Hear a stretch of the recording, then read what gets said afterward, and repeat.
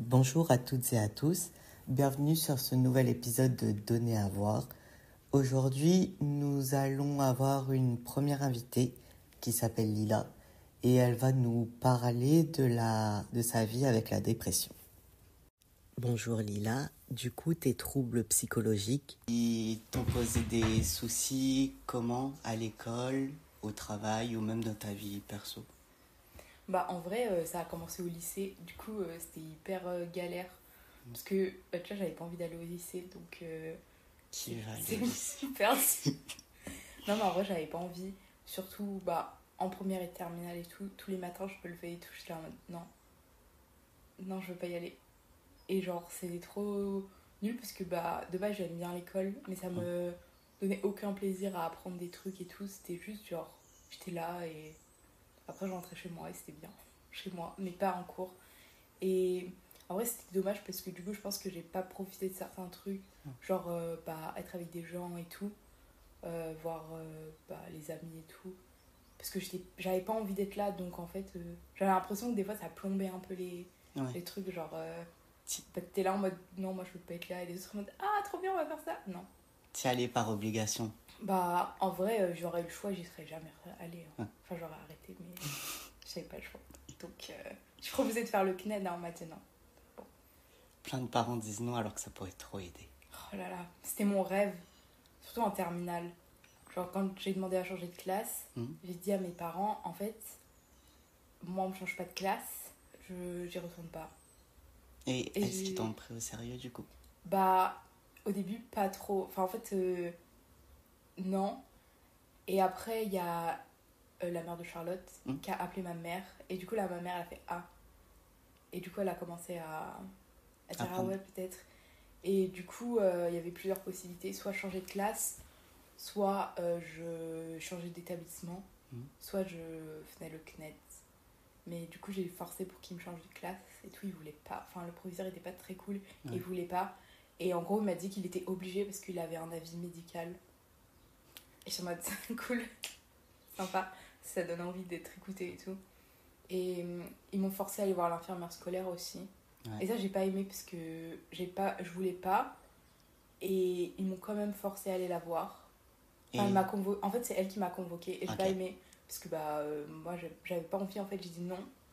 Et moi, forcé à aller la voir, je trouve ça pas cool, quoi. Et elle a été bien avec toi? Non, pas du. En fait, elle m'a reproché de pas en avoir parlé avant. Que ça allait pas, que j'aimais pas l'école. Sauf que j'en avais déjà parlé l'année d'avant, du coup, quand j'étais en première. J'étais allée voir ma prof principale et je lui avais dit voilà, c'est un peu compliqué en ce moment d'aller au lycée tous les jours, c'est vraiment difficile. Je vous dis ça parce qu'il y a le conseil de classe, donc je sais que vous pouvez en parler aux autres profs pour les informer. Voilà, c'est compliqué et tout.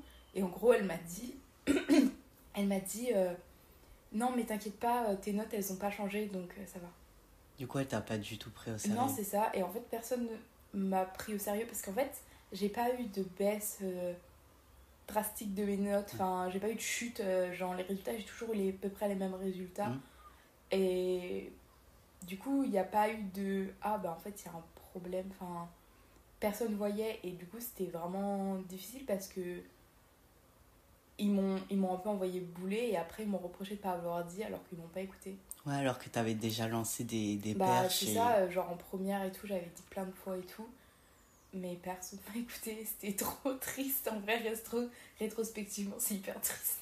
Et du coup, ça t'a, comme t'as eu des soucis de santé, ça t'a donné genre des dépressions ou Ouais, un mal-être? j'ai fait une dépression, du coup. Et après, ça s'est traduit dans une phobie scolaire. Ah, je connais. Trop bien. Et en fait, le problème, c'est que t'as l'impression d'être seule. Et en plus, quand t'es pas pris au sérieux par les autres, notamment ton entourage proche, genre tes parents, tout ça. Et les médecins, enfin du coup j'avais une psychologue qui était vraiment très très bien. Et en gros quand je suis allée la voir, elle m'a dit ouais, ça s'appelle la dépression en fait. Et j'ai fait stylé. Il faut mettre des formes. Je lui ai dit voilà, moi je suis un peu triste, ça va pas trop et tout. Elle me dit en fait ce que vous me dites là, ça s'appelle une dépression. Et j'ai fait ah ouais. Et en même temps ça m'a fait du bien quand elle l'a dit parce que je me suis dit en fait je suis pas folle. j'ai vraiment problème, il y a vraiment un truc Ouais. qui va pas, quoi. C'est pas dans ta tête, quoi. Non, c'est ça. Et du coup, je suis allée voir mon médecin sous ses conseils parce qu'elle m'a dit ce serait bien que vous ayez des antidépresseurs ou quelque chose et tout. Et mon médecin, il m'a dit bah, on ne donne pas d'antidépresseurs aux adolescents. Donc, et en fait, bah, je me suis retrouvée là à être toute seule, quoi. Et en plus, vu que j'étais jeune, enfin, j'étais mineure, Ouais. bah, je savais très bien comment ça marche. Et je sais très bien qu'il y a des trucs que j'ai jamais dit à ma psychologue parce que je savais sinon elle allait appeler mes parents. Et moi, je voulais pas. Tu penses que si tu parlais de tout ce que tu ressentais, t'aurais pu finir Ouais. interné Ah ou... oui, clairement. Et en fait, après, je pense que ça aurait été bien à cette période. Mais quand t'es dedans, tu te rends pas compte. Mais je pense que ça aurait été bien. Parce que au moins, bah, j'aurais pu être soignée mieux. Et je pense que tout le monde aurait compris parce que c'est pas le cas aujourd'hui. Même encore aujourd'hui. Alors que ça va mieux. Même aujourd'hui, on minimise ce que t'as ressenti. Bah, en fait, c'est ça parce que pour eux, c'est juste que j'aimais pas les cours. Mais je me suis quand même fait des amis du lycée. Donc pour eux, ça allait quand même bien. Et donc à chaque fois, je dois expliquer que non, ça n'allait pas. Et j'avais plein d'amis avant la première que bah, j'ai perdu aussi à cause de ça. Parce que bah, ils n'avaient pas l'air très intéressés à mon bien-être. Donc ça parle plus. Bah en fait, pour les gens, il n'y a un seul type de dépression. C'est quand tu t'enfermes de ton côté. C'est ça. Et que tu broies du noir, t'as des mauvaises notes et tout ça. Alors qu'il y a la dépression où tu souris, où tu veux montrer que ça va super bien. Parce que tu veux pas en parler déjà de un, parce que c'est compliqué d'en parler. Et puis aussi, c'est dur de montrer que tu vas mal. Genre, t'as pas envie de verbaliser parfois. En fait, c'est ça. Enfin, c'est comme pour plein de trucs. Il y a plein de symptômes différents. Et le problème, c'est que bah, les gens, ils sont pas assez conscients de ça. Et ils se rendent pas compte que... Parce qu'il y a pas forcément un élément déclencheur précis. Ouais. Et moi, je savais pas pourquoi ça allait pas. Et j'étais triste tout le temps et que ça allait vraiment pas bien. Je savais pas, j'arrivais pas à cibler. Et si t'as pas d'élément déclencheur ou une espèce de raison valable, bah t'as pas... C'est comme si t'avais pas le droit, en fait, à aller pas bien. Genre, c'est réservé à ceux qui ont une raison valable. Ouais, voilà. Où tu t'es dit, ben toi, ta situation, elle est pas aussi mal que ça, alors t'as pas le droit de ne pas être bien. Et puis en plus, bah, du coup, vu que personne s'en rend compte, tu te dis non, mais en vrai, ça va, je suis pas si mal que ça. Et quand après tu vas mieux, tu te dis ah oui, c'est ça la vraie vie. Ok. J'étais vraiment au fond du trou, en fait. Ah non, mais vraiment, mais c'est fou parce que, ouais, en fait, t'as l'impression d'être seule parce qu'il y a peu de gens qui prennent la mesure de à quel point ça va pas. Et surtout bah, quand c'est tes proches qui sont en mode un peu... qui regardent à côté en mode c'est pas très... ça va passer, ça fait partie de grandir. C'est l'adolescence, c'est les hormones. C'est ça, alors que, bah non, enfin, je veux dire, pleurer tous les jours, le matin quand tu te lèves parce que t'as pas envie d'aller en cours, t'as rien envie de faire, t'as juste envie de rester dans ton lit à rien faire, t'as plus de passion, t'as plus rien. T'as même plus... Enfin, en fait, les gens, ils se rendent pas compte, mais c'est une perte de ce que t'aimes faire. En plus d'être en permanence pas bien et triste et toujours un sentiment de... Il y a quelque chose qui va pas. C'est tu perds ce que t'aimes faire. Tu perds tes passions, que ce soit, je sais pas, suivre le sport, tout ça. Bah, ça t'intéresse plus, en fait. C'est ça qui est triste. Je pense que réellement, on peut savoir qu'on commence à être vraiment en dépression quand on perd ses passions. Et puis surtout, quand on se pose après la question de est-ce qu'on est en dépression, c'est déjà trop tard. Bah, en fait, c'est ça, c'est que bah, si tu te poses la question, c'est qu'il y a un problème. Quoi. Parce que sinon, tu te poserais pas la question. Tu serais pas là à me dire ah, peut-être que là, c'est pas ouf. Bah non, vu que ça va, tu te poserais pas la question, quoi. Et est-ce que tu as été entourée, par exemple, par tes amis Ouais, en vrai, heureusement qu'ils étaient là. Parce que bah, c'est eux aussi qui ont un peu permis que mes parents s'en rendent compte. Et du coup, ça, c'était vraiment cool. Et bah, du coup, j'ai changé de classe pour être dans la classe de mes amis. Et du coup, c'était vraiment bien parce que bah, j'avais l'impression d'être un peu entourée, quoi. D'avoir un peu un soutien moral, émotionnel que j'avais pas à un autre endroit. Donc, en vrai, c'était vraiment important, quoi. Et même si t'étais en début de phobie scolaire. Est-ce que tu as continué les cours après? Après, Ouais. tu as ton bac et... Ouais, j'ai fait 2 ans de prépa, Ouais. physique-chimie, et après je fais une année sabbatique. Et est-ce que ça s'est bien passé pendant la prépa? Ouais, en vrai c'était difficile parce que bah, c'est la prépa et qu'il y a une pression supplémentaire.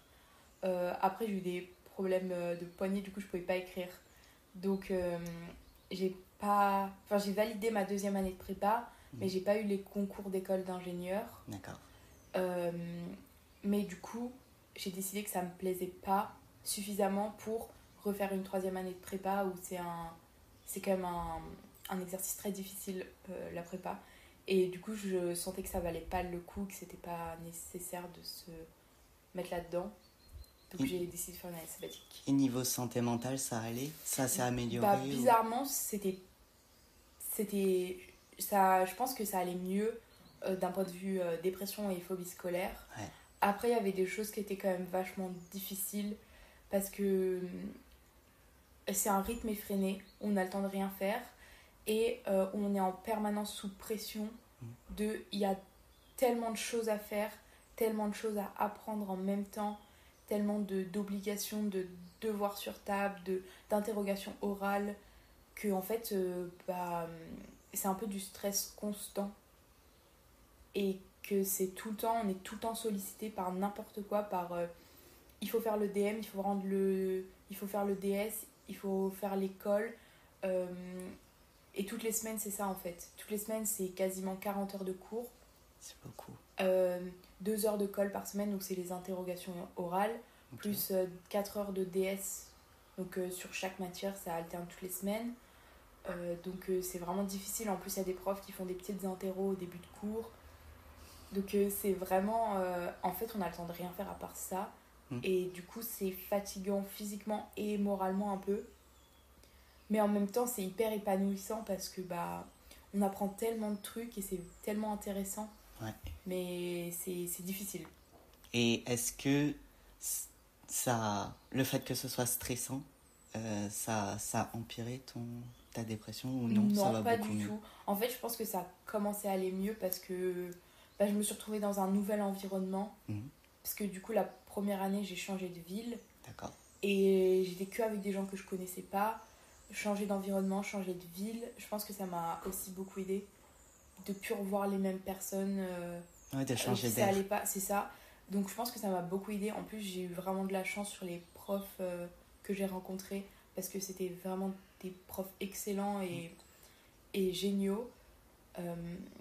Mais après, la 2e année, je suis retournée à Dijon et c'était pas les mêmes problèmes. Enfin, en fait, je pense que toutes les années, c'était des problématiques différentes, ouais. Mais qu'il n'y avait pas de rapport avec ce que j'ai enduré au lycée et la dépression.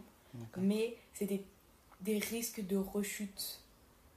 Et il y avait des périodes où j'avais un peu peur de la rechute. Et maintenant, est-ce que tu te sens plus écoutée? Je pense qu'il y a... Je pense que quand on est proche de quelqu'un qui vit une dépression, c'est difficile. Parce que je pense qu'il y a beaucoup de gens qui sont coupables de ne pas être assez présents ou de ne pas savoir comment gérer ça aussi. Mais je pense que vu que j'en ai quand même beaucoup parlé et j'ai essayé d'expliquer que le lycée et que ça allait vraiment pas, je pense que plus de personnes proches de moi s'en rendent compte et que maintenant que du coup j'ai arrêté la prépa, tout ça, je suis sans stress et du coup c'est super. Et donc je pense qu'ils comprennent aussi que c'était peut-être pas ouf. Ouais, à ta manière, t'as fait ta sensibilisation, t'as ouvert les esprits, puis même peut-être que les gens autour de toi, ils se disent, parfois moi non plus ça va pas et j'ose pas en parler et ce serait mieux d'en parler. En fait, je pense qu'il y a un réel tabou parce que dans mes grands-parents, par exemple, je pense qu'il y a des dépressifs notoires. Et sauf que quand on est un homme, c'est, je pense, plus prendre compliqué. en compte des soucis de santé mentale, on le fait pas forcément parce que c'est très tabou. Et en plus, quand on a l'âge de mes grands-parents, c'est-à-dire plus de 75 ans à l'époque, bon. Mais du coup, je pense que c'est comme si dans ma famille, c'était un peu acquis que on pouvait aller mal et que voilà. Donc, parce qu'il y a pas mal de personnes qui, je pense, dans ma famille, sont passées par de la dépression ou de la dépression, en fait. Et que du coup, en fait, on se rend pas bien compte parce que c'est tellement un peu omniprésent. Ouais, c'est un peu normalisé d'aller mal. En fait, d'avoir des périodes où ça va pas, parce que récemment, j'ai appris qu'il y a une personne très proche de moi qui, quand j'étais vraiment jeune, a fait une dépression. Et en fait, ça m'a vachement affectée parce que je me suis dit, mais en fait, cette personne, elle a rien vu, comme moi, ça allait pas, alors qu'elle a vécu. Donc, c'était un peu... Tu penses que comme elle est passée par là, ça aurait peut-être plus sens je pense que quand tu as vécu ça, tu vois les signes peut-être plus facilement. Et surtout quand c'est quelqu'un qui est proche de toi. Parce que, en plus, c'est un comportement qui change aussi. C'est une façon d'être. Je veux dire, ça se voit quand quelqu'un a pleuré toute la nuit ou dort mal ou n'a pas envie de faire quelque chose ou a pas d'intérêt particulier pour quoi que ce soit. Je pense que parfois aussi les parents, ils s'en rendent pas compte. C'est pas qu'ils s'en rendent pas vraiment compte. Je sais que moi, quand j'ai été en dépression, ma mère, après, elle me l'a dit qu'elle s'était rendue compte que ça allait pas, mais que pour elle, c'était un peu plus simple de se dire, c'est juste l'adolescence.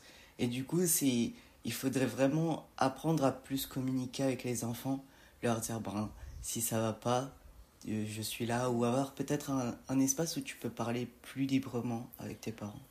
C'est ça, parce que c'est hyper dur de leur dire ça va pas en fait. Et même juste ça,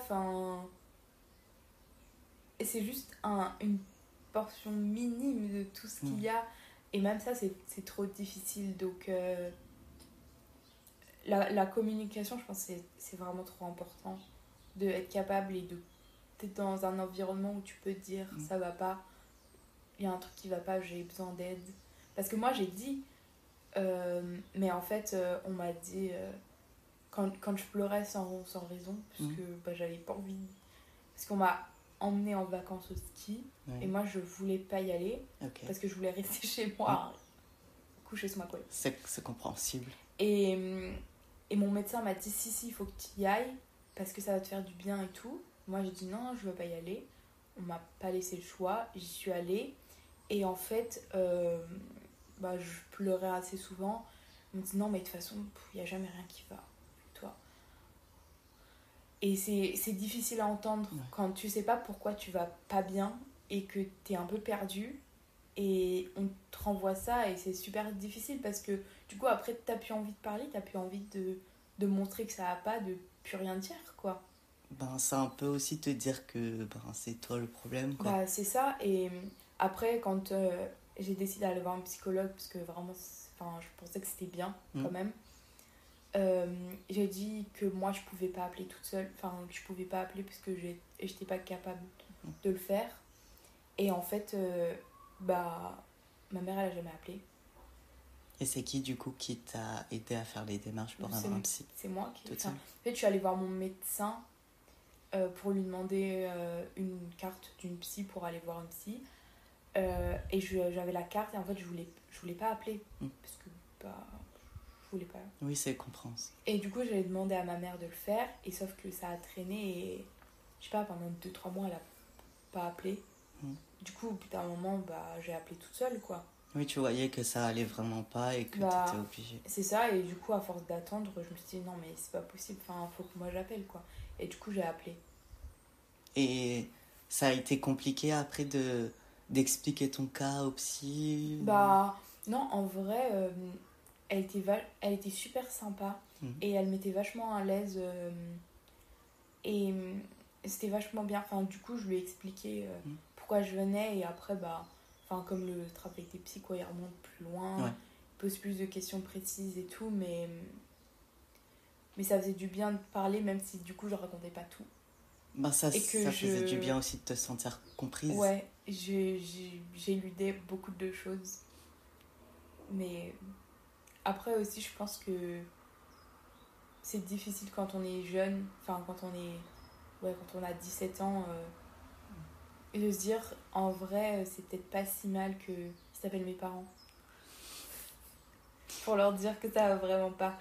Après, il y a beaucoup de gens aussi, quand on envoie des perches, ils nous disent, ben, c'est que l'âge, c'est les hormones, ça passera. Bah, c'est ça. Alors qu'il y a Ça fait beaucoup de partie de personnes, l'adolescence. ouais, il y a beaucoup de personnes qui sont en dépression à cet âge-là, à cause ben, de tout le stress qu'il y a à l'école, la famille, c'est pas top. Puis même quand tu rentres chez toi, t'as d'autres soucis. Bah, Donc ça... En fait, souvent, c'est une accumulation de choses, mais les gens, ils s'en rendent pas compte, bah, comme ce qu'on a dit tout à l'heure. Parce qu'il n'y a pas un événement marquant qui ferait que tu peux... Puis pour eux, la dépression, c'est que les mêmes symptômes, alors que non, on peut tomber Bah, c'est ça. différemment en dépression. Et maintenant, ça va? Ça va. Tu te sens mieux? Ouais. D'avoir un nouvel environnement à toi, ça t'a aidé du coup? Bah, en vrai, c'est bien parce que moi, j'aime beaucoup être seule. Mm. Et c'est hyper agréable d'être seule dans ma bulle un peu et tranquille. Enfin, c'est vachement agréable et tout. Mais maintenant, en fait, je me rends compte que rétrospectivement, waouh, comment c'était pas ouf et que ça allait vraiment pas bien. Mais en vrai, t'es super forte parce que de toi-même, t'as réussi à demander à aller voir un psy. T'as quand même demandé de l'aide. Malheureusement, tes parents t'ont pas plus aidé que Ouais. ça. Bah ouais, je pense qu'il n'y a pas que mes... Enfin, je veux pas blâmer que Oui, mes oui. parents non plus. Il y a aussi le Mais je pense système qu'il y a le scolaire. système scolaire qui fait que bah, c'est pas normal que... Parce qu'en fait, bah, c'est comme on dit, c'est comme s'il y avait qu'un seul symptôme. Ah, Tes notes qui chutent complètement. Bah moi, ça m'est pas arrivé parce que j'avais des facilités. Donc oui. de toute façon, j'avais pas besoin de réviser. Donc ça changeait rien en fait. Et, et donc mes notes, elles ont pas bougé. Mais pourtant, c'était... T'étais vraiment pas bien. Non. Et en fait, quand on te renvoie tes notes en te disant, bah, c'est pas grave, tes notes, elles n'ont pas bougé, c'est pas normal. C'est vraiment, ouais, une mauvaise, comme une prise en charge de la santé mentale qui est pas faite, en fait, Oh. dans le milieu scolaire. Oui, les professeurs devraient avoir une formation sur la santé Bah, je mentale. pense, parce que déjà, pour repérer les signes, enfin, je veux dire, ils nous voient plusieurs fois par semaine. Tu Ça vois se plus que voit, tes parents, quoi. plus parfois. Non, mais c'est ça. Et en fait, aussi pour savoir comment gérer, parce que quand j'étais dans mon ancienne classe, du coup en terminale, avant de changer, j'étais toute seule, je pleurais en permanence. Et au lieu de me prendre à l'écart, les profs, ils disaient devant toute la classe, Lila, tu resteras à la fin de l'heure. Ou ça va pas, est-ce que tu veux... Quand moi je demandais à sortir et que je revenais après, on me disait, tu veux qu'on te mette une table dans le couloir? Bah non, enfin... Ouais, C'est ça, quoi cette ça question, quoi? empire. Bah en fait, c'est ça parce que non seulement ça empire, et en plus ça te... T'es comme pointé du doigt, quoi. Ouais. Devant des gens avec qui ça va pas, les relations vont pas bien. Bah ça va pas, quoi. Ce serait mieux plus discrètement. Enfin, ces profs-là qui m'ont forcé à aller voir l'infirmière, qui lui ont parlé, et elle qui m'a convoquée, alors que moi je leur avais dit que c'était hors de question que j'allais la voir. Ouais, ils auraient dû accepter ton... Bah, Parce que en fait, t'avais c'est pas ça. donné ton Parce que consentement. t'es pas... T'as dit non, bah il n'y a pas d'autre chose en fait. Mm. C'est juste t'as dit non, tu veux pas. Et puis quand t'as une convocation, tu peux pas ne pas y aller. Mm. Parce que c'est un surveillant qui rentre dans la classe, qui dit...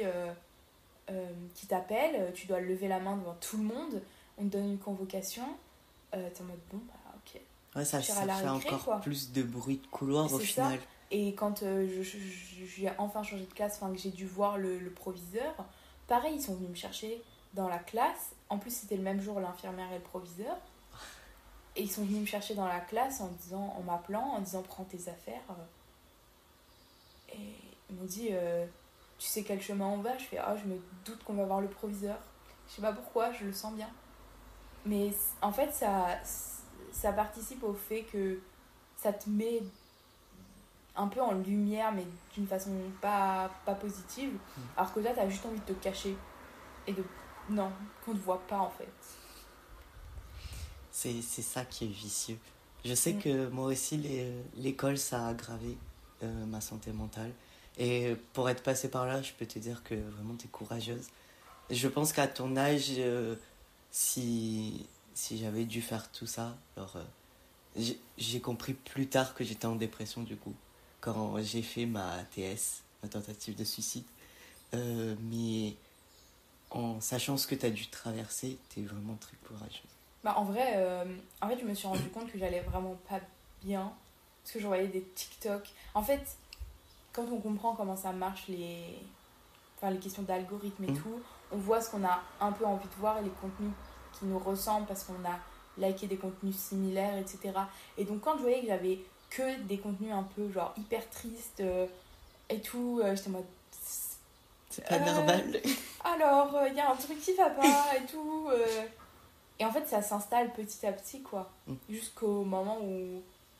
Bah, soit tu t'en rends compte à un moment donné que ça va pas, soit tu t'en rends pas compte parce que t'es déjà trop dedans et qu'il n'y a pas de retour. Du coup, les réseaux sociaux aussi t'ont aidé à comprendre que c'était ça. Ouais, parce que du coup, je m'en doutais un peu. Mais c'est différent de regarder des trucs avec des maladies mentales, des problèmes mentaux, et te dire c'est ça que je pense avoir, et que un spécialiste te dise c'est ça que tu as. Ça fait pas le même effet en fait. Parce que tu te dis vraiment, ah ouais, ok, c'est ça.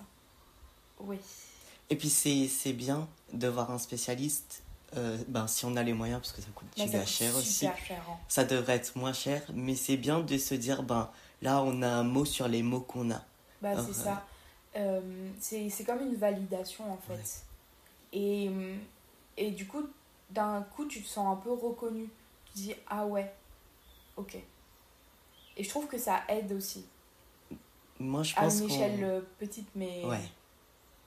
On devrait réduire le prix des psys ou faire en sorte d'avoir une meilleure mutuelle pour avoir peut-être plus de remboursement pour permettre à plus de gens d'y aller.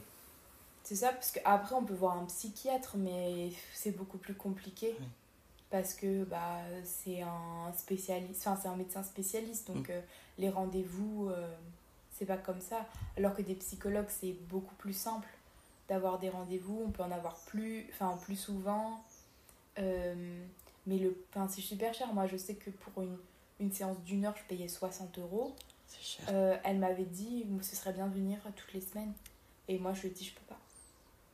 Ouais, c'est pour ça qu'il y y a allais plein de toutes les 2 semaines. Et ça faisait, par mois, c'est 120 €, quoi. C'est super cher. Et j'y suis allée, je sais pas. Je crois que j'ai commencé à y aller en avril, peut-être, ou mai de la terminale, de la première. Et j'ai arrêté d'y aller en janvier de la terminale, donc presque un an après, un peu moins d'1 an. Ouais. Et après, j'y suis retournée quand je suis rentrée en prépa, en janvier jusqu'en août. Et maintenant, tu vois encore un psy ? Non, ça fait... depuis, du coup, j'y suis pas allée. Des fois, je me dis, ce serait bien. De reprendre. Ouais, mais en même temps, je me dis que ça va, en fait. Donc, je ressens pas forcément non plus le besoin d'y aller. Mais je pense que j'y retournerai un jour parce que je trouve que même si ça va, c'est quand même toujours utile et ça fait toujours du bien de pouvoir parler avec quelqu'un dont le métier c'est de t'écouter et de t'apporter des solutions, quoi. Oui, et puis tu te sens pas jugé là-bas. Non, c'est ça. Parce qu'ils n'ont pas le droit de le faire, tout simplement. C'est ça. Et puis tu te sens bien. Genre, déjà, il faut trouver le bon thérapeute pour en parler. Même si on peut pas en parler, il y a toujours l'art-thérapie ou plein d'autres choses.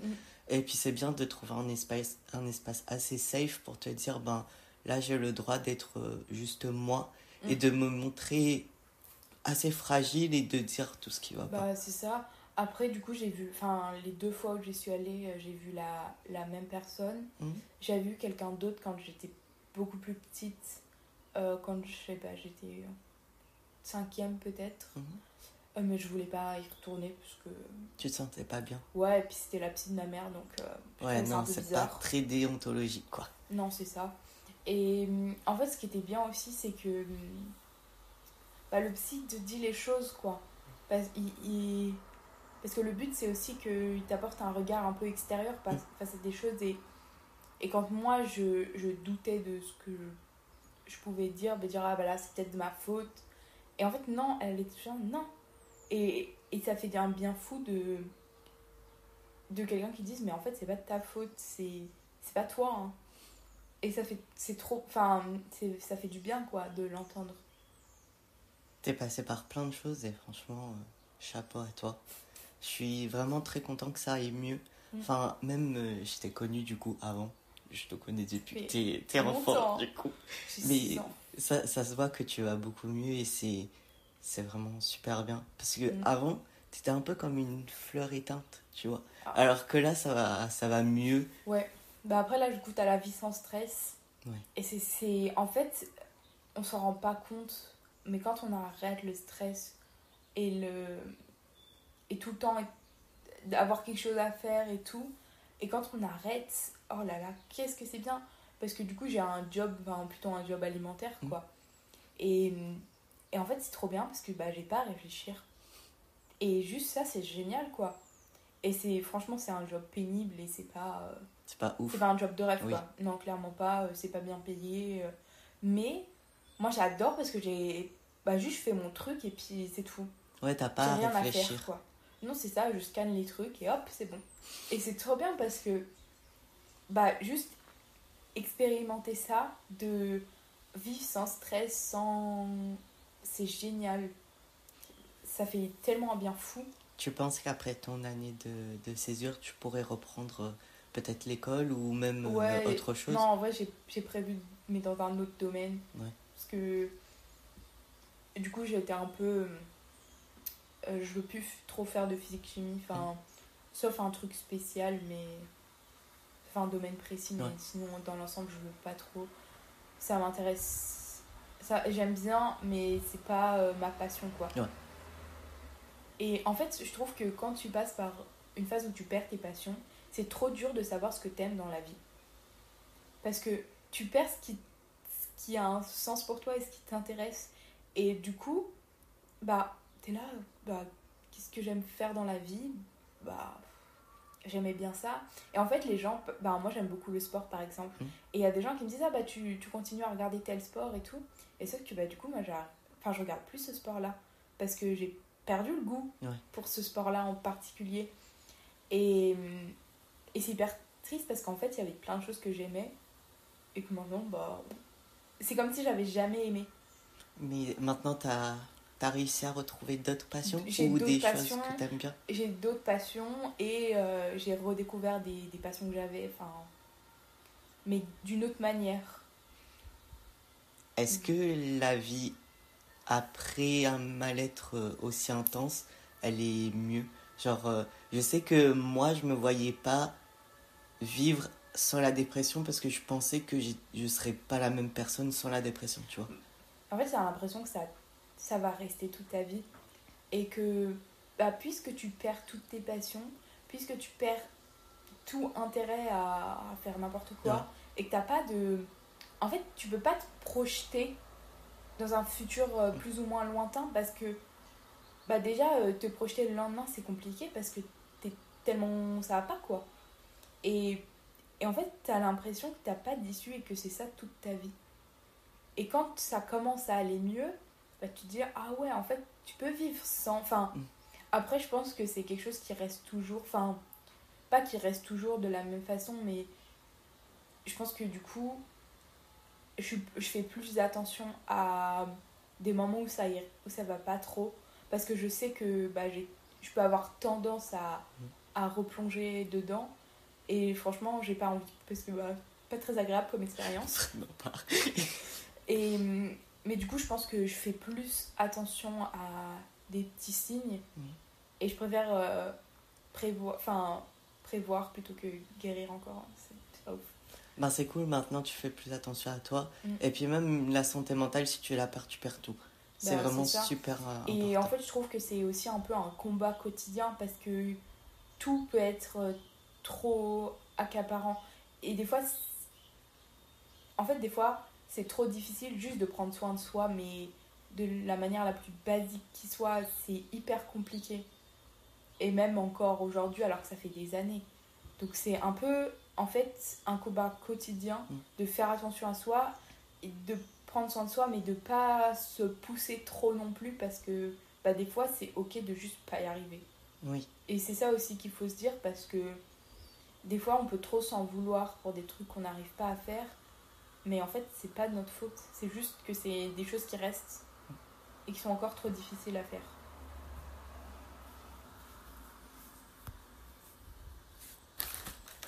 Merci beaucoup Lila d'avoir De rien. participé.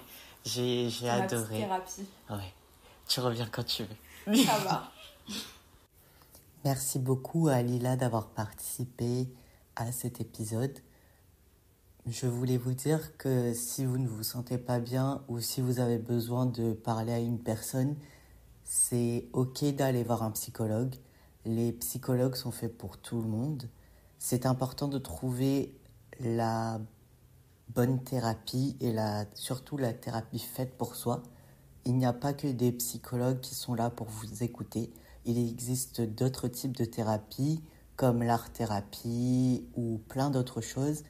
Et c'est ok aussi de vouloir tester plusieurs types de thérapies avant de trouver la sienne. Les psychologues sont là pour vous écouter et on n'a pas besoin d'avoir honte, d'avoir besoin d'aller voir un psychologue. Si vous en ressentez le besoin, allez voir un psychologue et n'ayez pas honte surtout d'avoir besoin d'être écouté sans jugement et juste d'avoir une personne qui ne connaisse pas votre histoire et dont le métier est juste de vous écouter sans jugement, sans vous dire ce que vous devez faire impérativement. C'est quelque chose de super bien. Et si vous n'avez pas l'habitude de parler à vos proches, ou même si vous avez peur d'embêter les autres en parlant de votre vécu, c'est vraiment une super alternative. Donc, allez-y. Merci beaucoup d'avoir écouté cet épisode. Et n'oubliez pas que vous êtes des personnes extraordinaires, que vous en valez le coup et que dans tous les cas, vous méritez beaucoup de bonnes choses. Donc, merci beaucoup d'avoir écouté cet épisode.